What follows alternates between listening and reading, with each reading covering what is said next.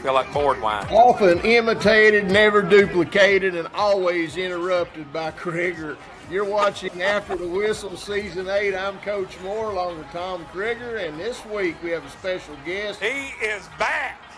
Back for at least in the saddle one more episode. We've got Greg, push-up man tester here with us. Southwest Virginia, it's time. And Region D, it's time for you to get your football fix.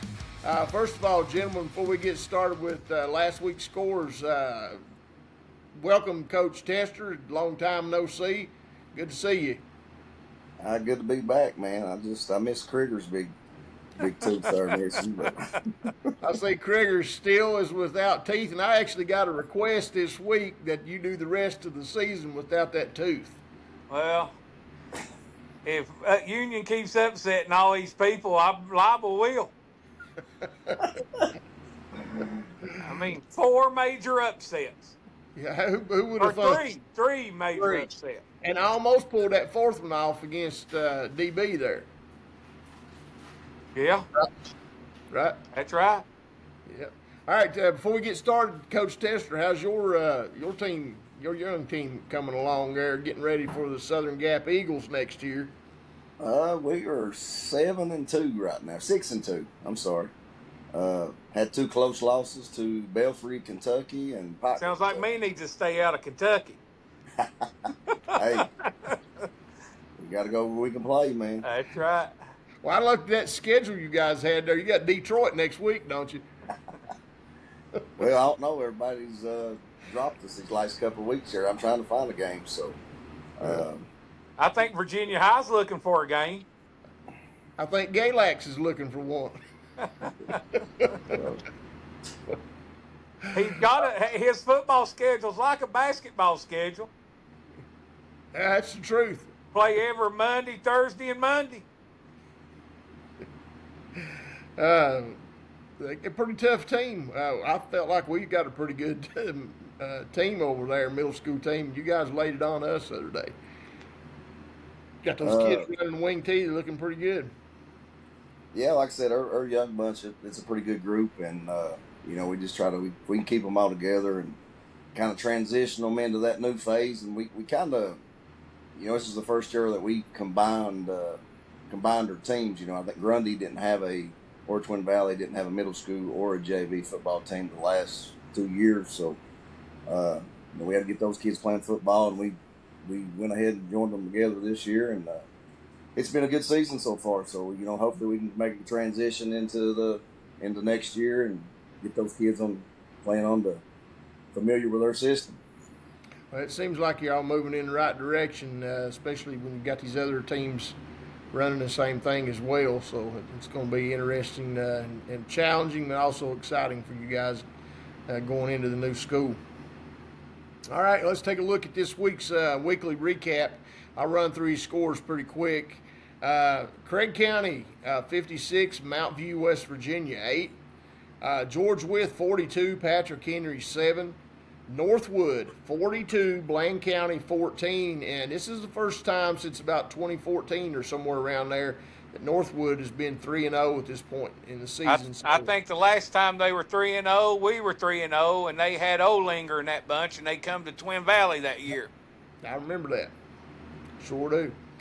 So they've got off to a good start. That's good for the folks over at Saltville. Honeacre, 49, Holston, 22. Up next, we got Gate City, 41, Marion, 13.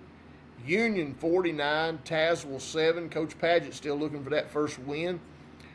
John Battle snaps a 14-game losing streak, 31, Wise Central, 27. Twin Springs, 55, J.I. Burton, 13. Ryco, 41-0 over Tom Walker. We thought maybe Tom Walker put up some points early on there, but that game didn't turn out the way we thought it would. We thought they'd win, but we kind of felt like Tom Walker would put up a few more points. Auburn, 54, Castlewood, Mustard Biscuit Brigade, 16 points. Grundy, 44, Twin Valley, 8. Tennessee High, 43, Virginia High, 7. A lot of build-up for that game, but it didn't turn out the way people thought it would. Hurley, 58, Tri-Cities Christian, 56. Tri-Cities Christian 48. And that was a pretty exciting game. I think it was the first ever football game for Tri-Cities Christian, and Hurley managed to pull it out there to the end. Exciting. Yeah, it was a great game. I watched it there. It was a good game. Exciting finish at the Clift. Yeah, and Hurley rushed for 507 yards. I seen that. Hats off. They said it to was the O-line over there. one of the highest scores in the history at Hurley. Yeah, I heard that. What was it? 104. 104 to nothing, and Hurley scored all the 104. Yep. No. Yeah, Hurley scored all the points in that. No, it was 102 or 104. So anyhow, they broke the record. I think they broke the record over there by 2 points. And the last time it was 102 to nothing, and Hurley got the win. And they scored all 102 points. Yeah. And this time it was combined 104 points. I can't remember who the opponent was, though. Do you remember Coach Tester? Twin Valley. It was Mullins, Kentucky. Mullins. Oh, man. All right, our games of the week. Richlands with the big upset this week, 48 to Abingdon 24. And Richlands played really well in this game. Andrew Boyd, Wynnter Boyd, both had some really good games. Richlands had a couple hiccups on kickoff there. Coach Tarter was in he was in a state of depression when he left the field house Friday night. Give up. Richlands would score, take the lead. Abingdon return a kick, 97 yards. Richlands score touchdown. Abingdon run one back 90 yards. Needless to say, we put the ball on the ground after that.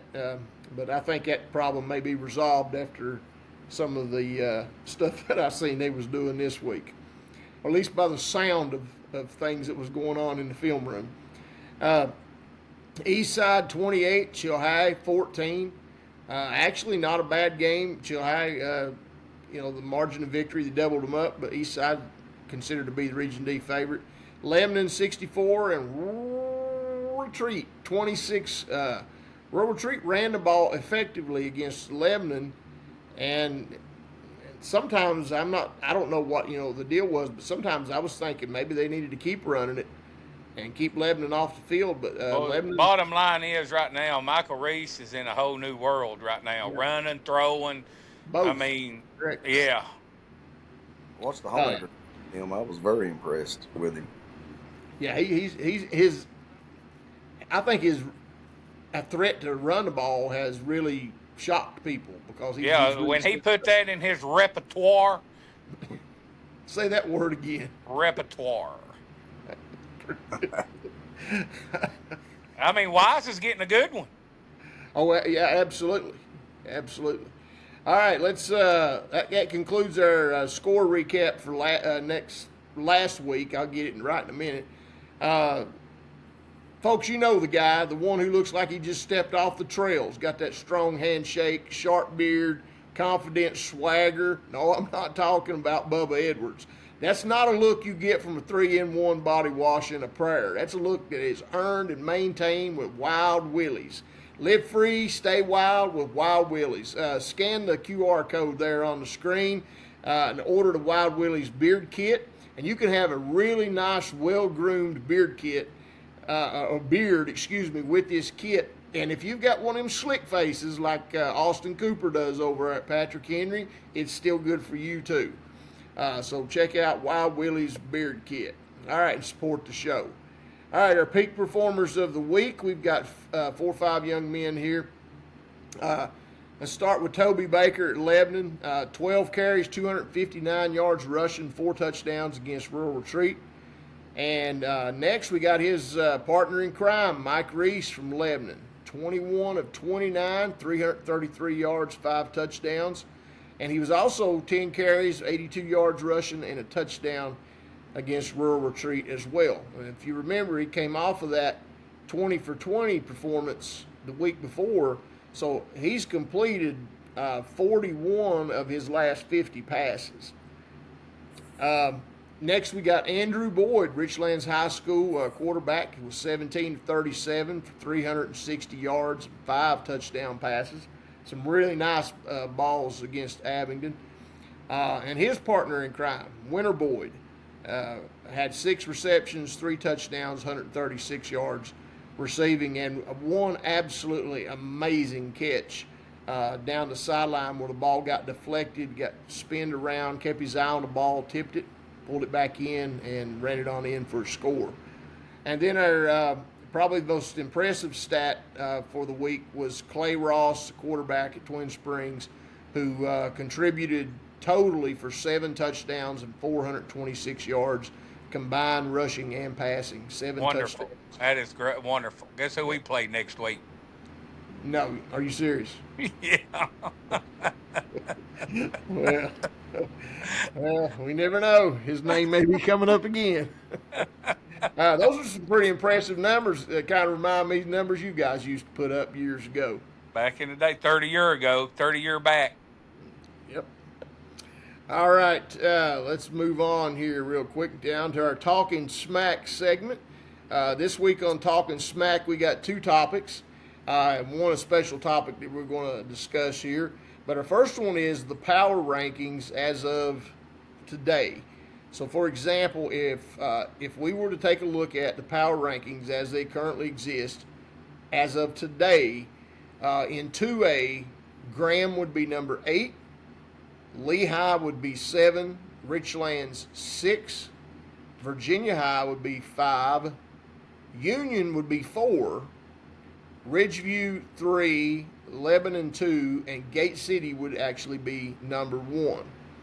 And I made earlier when I mentioned DB, I was actually referring to that Gate City game instead of Union. So that's who would have thought Graham would be sitting at that 8 spot. You know, I'd hate to be the 1 team.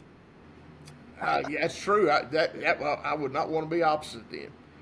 And Graham's got a beast of a game coming up this week. They're playing Princeton.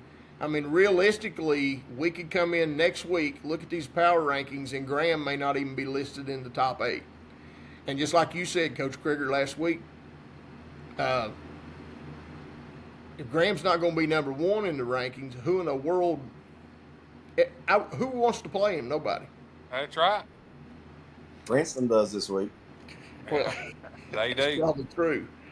All right, M1A, our rankings real quick. We got Holston at number 8, Hurley Rebels at number 7, Rural Retreat at 6, Twin Springs at 5, Chill High at 4, Rye Cove at number 3, Northwood is actually at number 2 spot right now, 3-0, Wow. and Eastside is number 1. I seen that. I ain't seen a lot of football, but I went over to the scrimmage at Norton.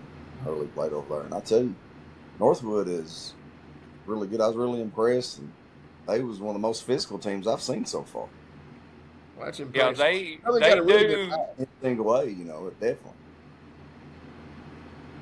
I think we lost Krieger there for a second. Not that that's a bad thing. I hear. God. All right, folks. Well, hey. No, so, what I was saying was Northwood, they do their stuff that they do very well. Yeah. Well, I know they're excited because they're going to have a big game coming up this week. We'll talk about it a little bit later on. But they'll have that big game atmosphere over there in Saltville first time in a while. 3 plays. That's it. Yep. And they do it well. That's all you need. All right. Well, with that being said, next thing we're going to talk about here, all of Southwest Virginia was stunned this week when we heard of the passing of legendary Powell Valley coach Phil Robbins.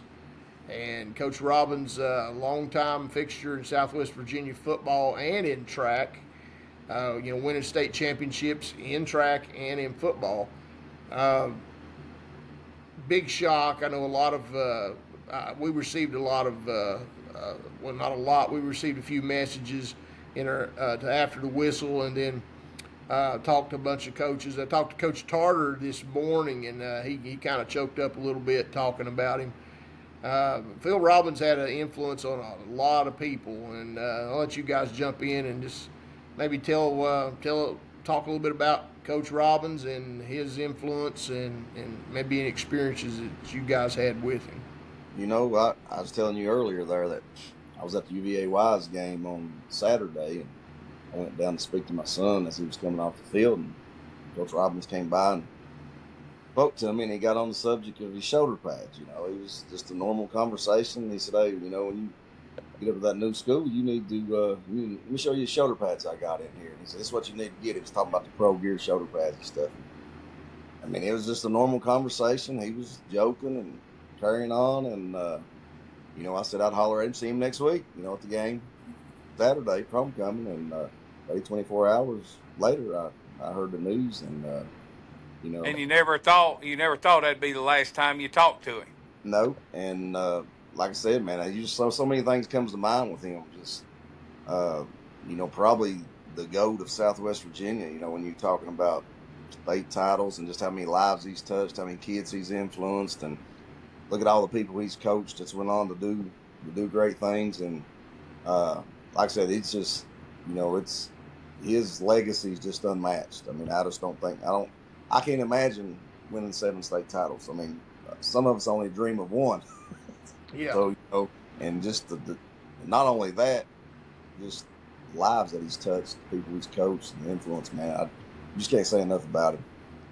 And also staying involved there at UVA Wise, I mean, he's had his hand in that ever since, it seems like day one when they changed over to the University of Virginia. He's the chief of staff football coaches. Yeah. Has been for, I'm not sure how long he's held that specific position, but he's, like you said, he's had his hand in it for a very long time over there.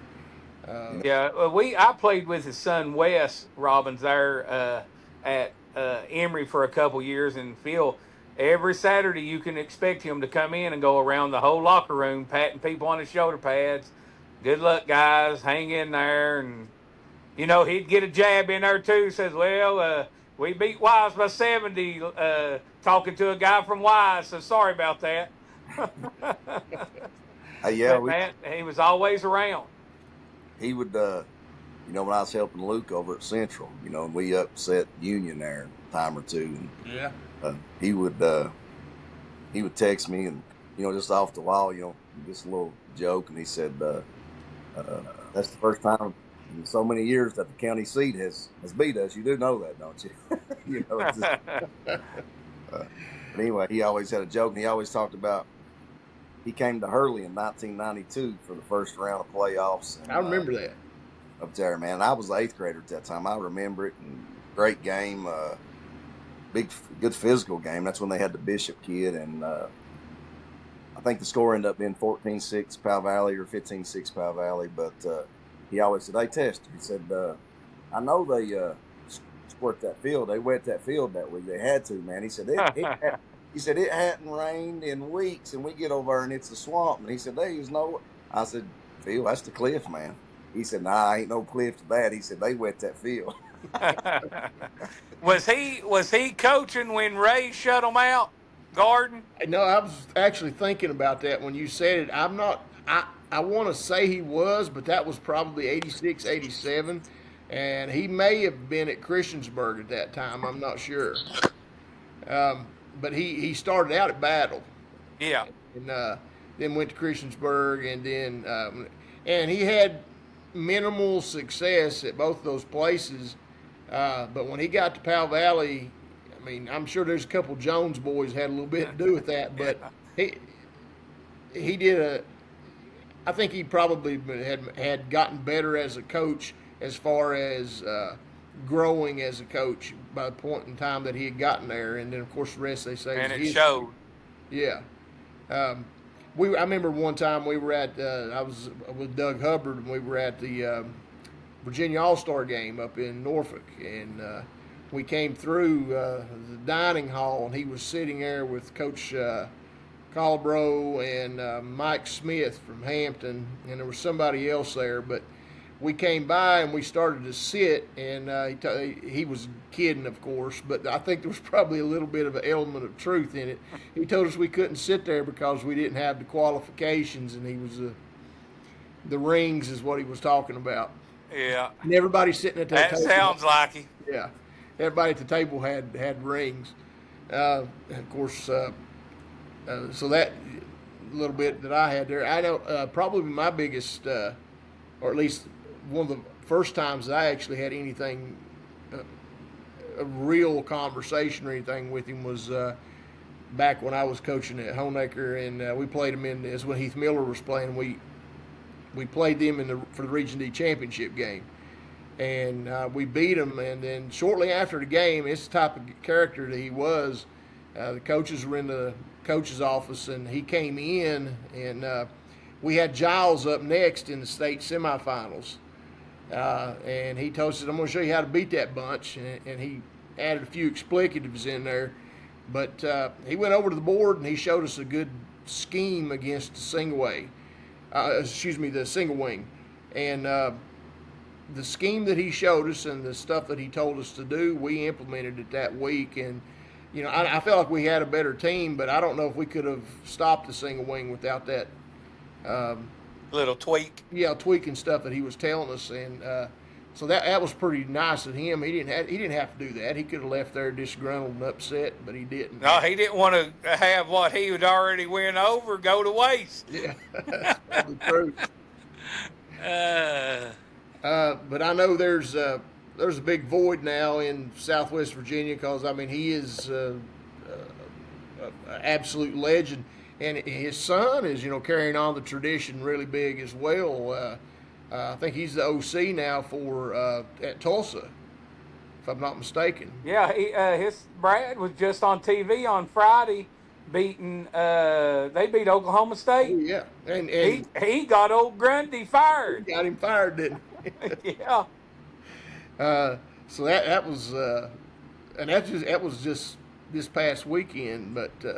I know you guys have anything else you want to add before we move on. He did win a couple state titles in track, and let me tell you, the guy knew track. I know he knew football. He knew track. And if you ever went to a Region D meeting, whether he was the chairman or not, he took over. And most people would sit there and listen to anything that he had to say because he was well informed and he was very opinionated and well respected. Like you said, he's that type that would joke with you, but about 80-some% of it had a little umph about it. Yeah, that's true. That's true. Coach Tester, anything else on Coach Robbins real quick? And just, I've had a few interactions with him, which we went over there and played in the region championship my senior year. It wasn't close, but just a local legend, man, and just always enjoyed the conversations because, like y'all said, he always had he always gouged you a little bit. He always, he joked around, but 80% of it was he meant it was the truth. Yeah, that's right.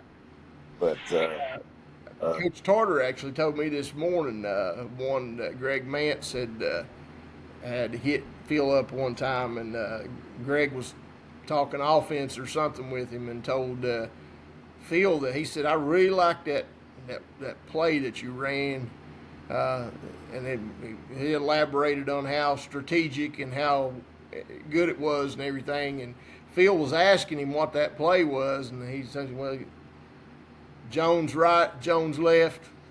And he was more or less just saying, hey, anybody could have done that, and he was ribbing Phil over that. So they got a good kick out of it, kind of ribbing him some over it. But, man, I tell you what, those two guys were unbelievable. If you didn't ever see them two play, you missed out on two unbelievable football players. But you guys know this as well as you've coached. Phil was the kind of guy that he could have went for it on fourth down on his own 10-yard line, and if it didn't work, the fans would have said that the kids screwed it up instead of the coach. That's right. It wouldn't have been, gosh, why'd he do that? Yeah, he must have seen something them boys just didn't execute. That's right.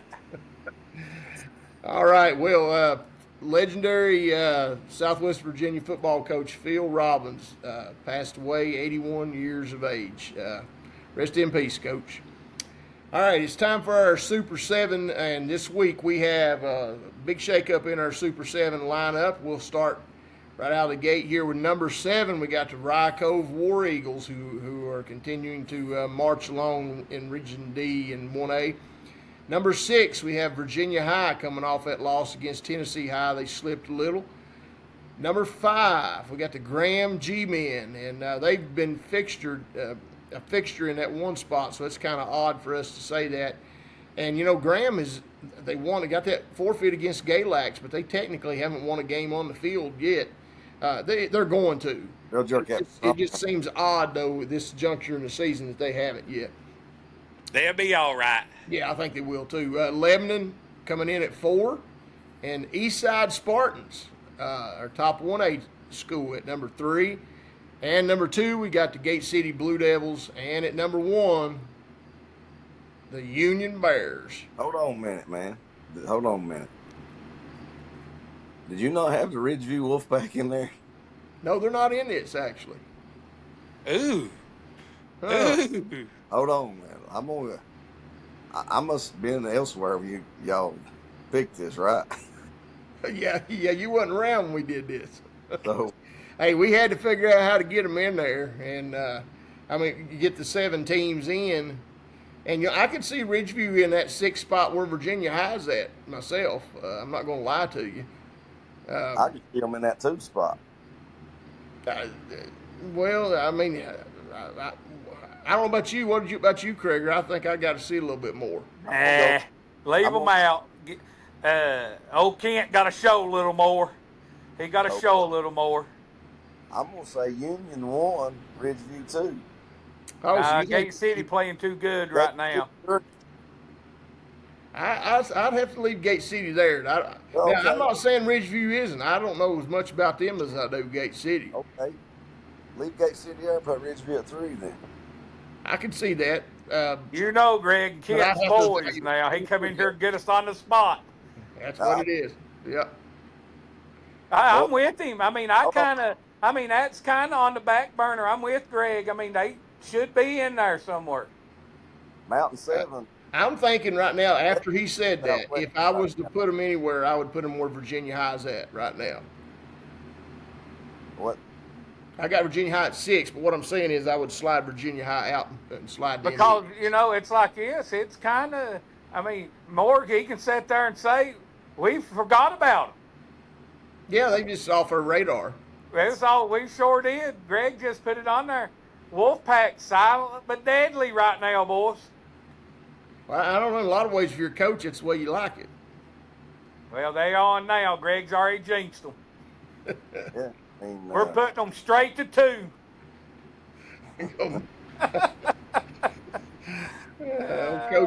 Coach Grant's going to be in trouble. We'll put the pressure on him. All right, so that rounds out our top 7. We'll have to really take a serious look at that come next week. Damn, Greg got on here and called us out. Turned everything upside down. I don't know. I heard all them names. I heard a few single A schools going in there, and I was like, hold up. Yeah, that's something we need to know before the show. That's true. Yeah, give us a heads up before the show starts. I feel bad now. Sorry, Wolfpack. I'm a Wolfpack guy, too. Well, I think right now, boys, Go Packs. Remember that time I put that wolf head on?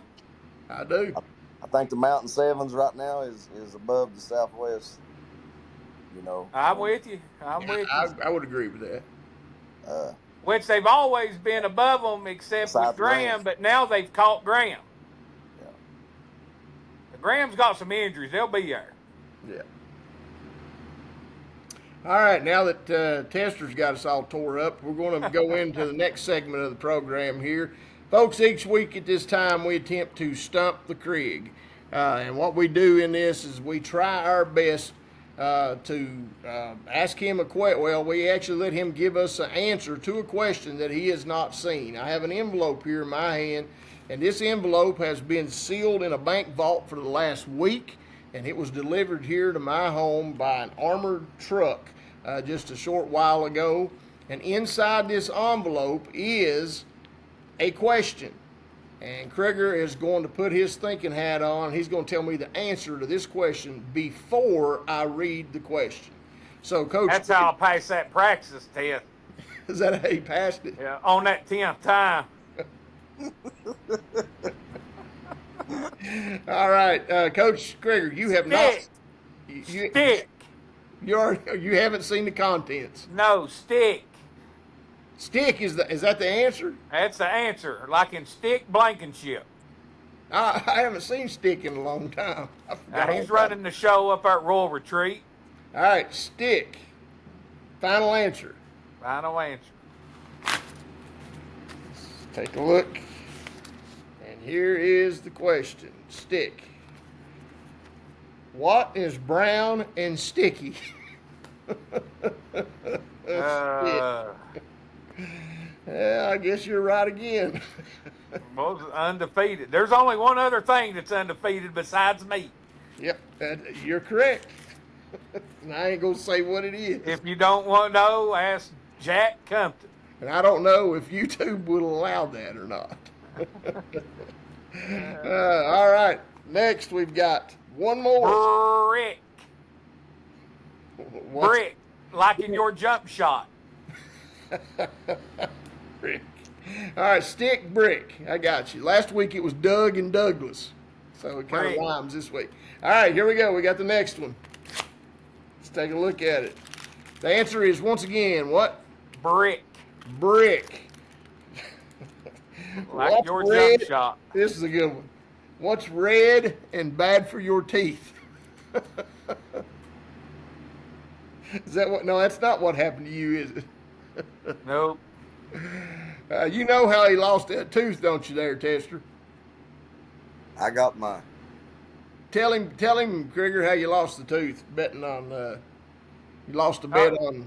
They lost a bet on Union. They keep upsetting everybody. Somebody, they're killing me right now. I've had 3, and this is no lie, an honest engine here. I've had 3 people this week ask me if you really lost your tooth in a bet. I did. Yeah, they come and got it. They started with this, and You won't have a tooth in your head by the time Union gets done. that's a fact. All right. Once again, folks, we have failed to stump the CRIG. Let's go straight on into our pigskin prognostications. Maybe next week. Who knows? And we also had someone contact me with some really good topics for next week, but we won't discuss those here. We'll get into them a little bit later. All right. So overall, Coach Krieger, I am 42-4, and you are 40. That ain't right. I'm 42-6. And you are 41-7, so there's only one separating us there. All right. Let's go get through these. We got 3 minutes. All right, let's get after it. All right, coming up this week, Coach Tester, we'll allow you to chime in. Which I guarantee 3 minutes is a long time. Well, it is for some people. I told Cody to hold her breath underwater for 3 minutes. She said, no, that's too long. I said, see?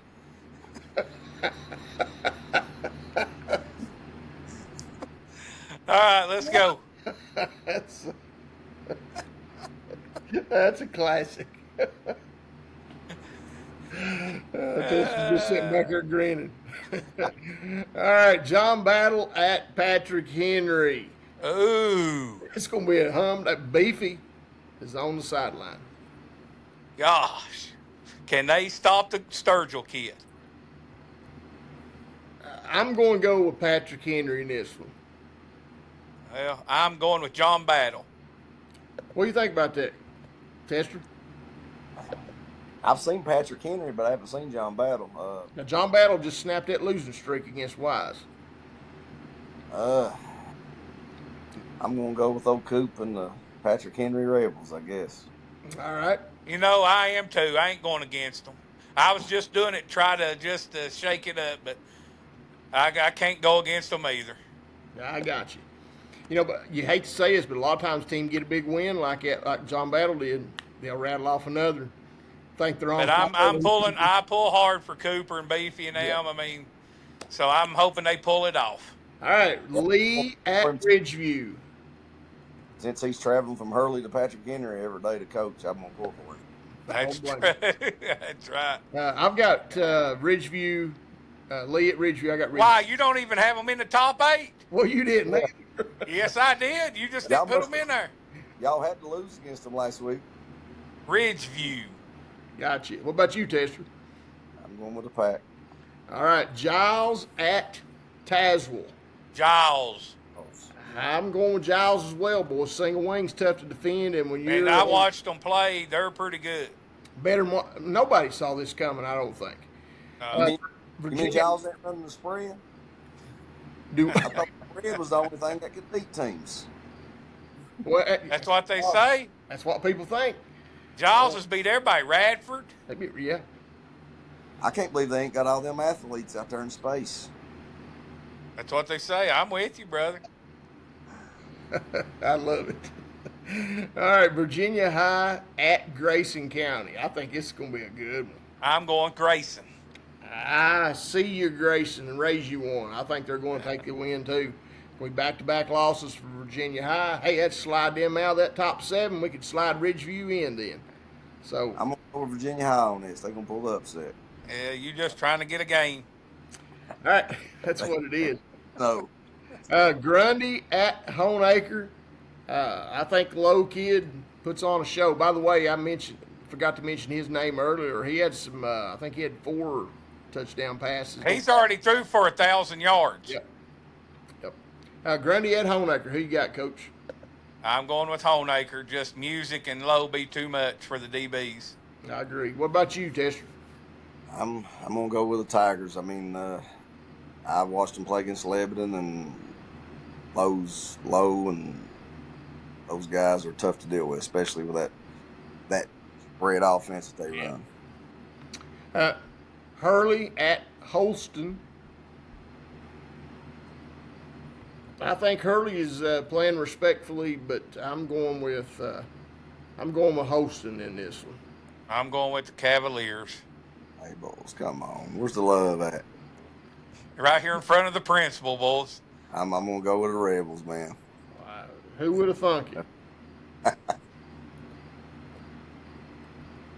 I didn't get to see their win last week. We was too busy over at your place trying to play, worried about a middle school game. You schedule middle school games over there on Thursday when we had a varsity game. Got to do what you got to do, buddy. And he missed one of the best Hurley games in years. He did. Tri-Cities Christian at Twin Valley. We don't pick this game. We just maybe talk a little bit about it. Since it's Twin Valley. Listen, like Greg said, that spread's tough. And you gotta, yeah. Undefeated, ain't it? You got some injuries, and we're down to about 17, 18 kids. We're just battling week to week. I mean, they give everything they got. That's all. And they still come to practice. So we're just gonna get out there and battle and see what happens. It's homecoming, so you play a little extra harder in homecoming. Yep. All right, up next we got Castlewood at Rye Cove Mustard Biscuit Brigade. Hitting the road again. Rye Cove. Same here, Rye Cove. Coach Tester? I'm going to go with Rye Cove. All right, Bland County at Eastside. Lord gosh. I think this is, it's Eastside. Got an upset brewing? Why is these people playing Eastside? Hurley played them too. Eastside. Eastside. Tester. Rose wouldn't let us out of it. He wanted to come to the cliff, he said. One last time. I heard that he really wanted to stop at Bellasino's. Probably. He did. He said he loves Bellasino's. Boy, Bellasino's be good right now, wouldn't it? Yeah, I know. I miss it. Over, boys. I miss it. I will have to go back down there for one or two anyhow.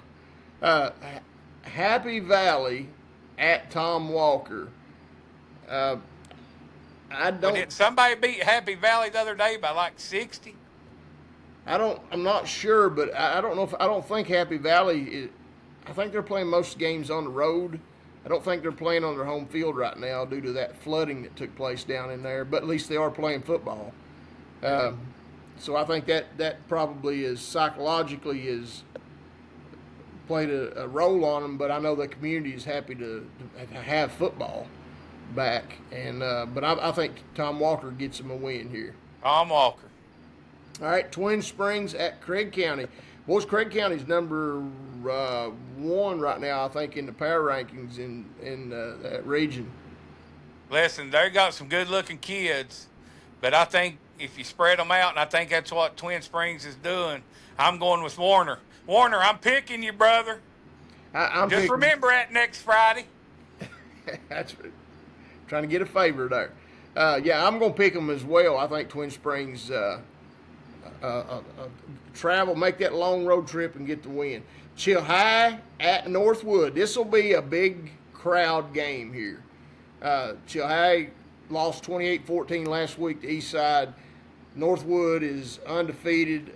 Chilhai got that win. I think it was against NARS, wasn't it? Yeah. This ought to be a good game. I know it's on. I'm the going road. with Chilhai. I think Chilhowee gets the win, but I think if Northwood can control the ball on the clock, they might have. It's just one of those games that in What's Chilhowie's mind, they beat them so many times. I mean, I'm What do gonna you go think? North. Y'all look more. You going with Northwood? Yeah. All right. Rural Retreat at George Wythe. gosh, Boys, I'm going with Rural Retreat. I'm going with George Wythe.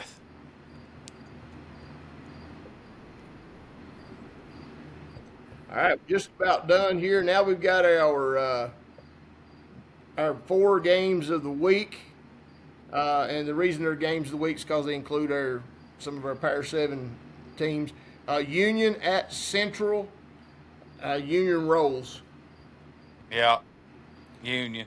Davy Crockett at Gate City. Gate City. I agree, Gate City in this one. Graham at Princeton. As much as I hate to. Princeton. Yeah. I've got Princeton as well. And then this, I think, is the game of the week. One of these teams is going to get a good spot possibly in the playoffs here with a win. And Richlands at Lebanon. Lebanon. I'm going with the Blues in this one. The X factor, of course, is Mike Reece. But I'm hoping we got a few more all the way around than they do. That's right. I'm hoping. I'm just going. I'm not going against Reece until somebody. that's right. Until say they get him. I mean, he's the prize right now in the whole Southwest Virginia, boys. He's good. He's that good. Yep, he is. He's very good. All right, that leaves open. Marion and J.I. Burton are both open this week, so that's our pigskin prognostications. I'll take. I don't know if Marion pull it out or not, but I don't know, boys. Open. I will get Marion. all right. Well, I don't have anything else. Tester seems to have disappeared on us. Coach, you got anything? No, I don't. All right, until next time, I'm Coach Moore. Coach Krieger. Reminding you that just because you're not paranoid doesn't mean they're not out to get you. Good day.